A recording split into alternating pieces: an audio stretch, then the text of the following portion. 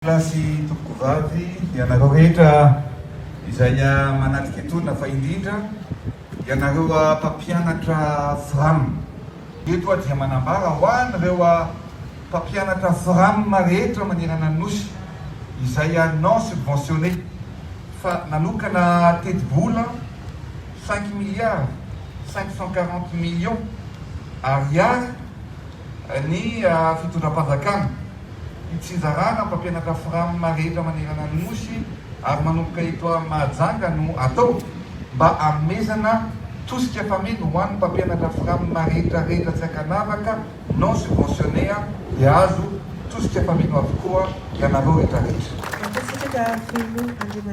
Voalohany Republika tamin'izay la tena amin'izay izy koa tsy isika dia roso amin'ny fizarana ireo tosika fameno.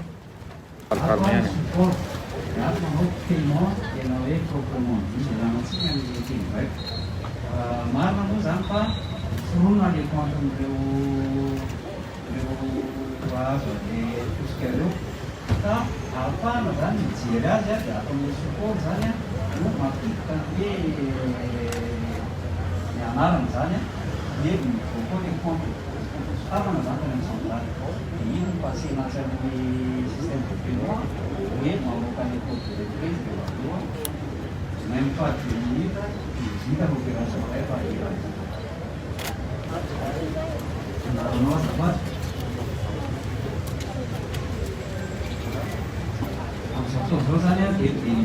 le compte amin'le système de paiement.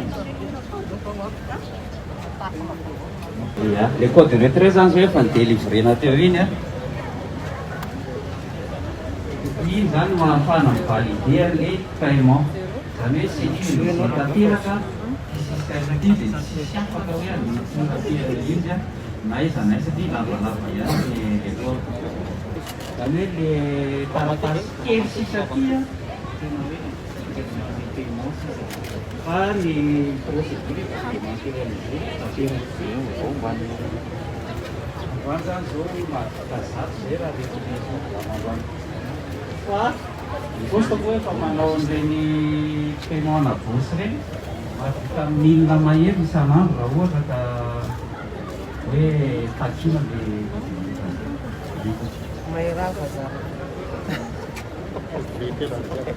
azafady mbola misy cadeau ohatran'izay zany déroulement any zay zany le présentation le démosqué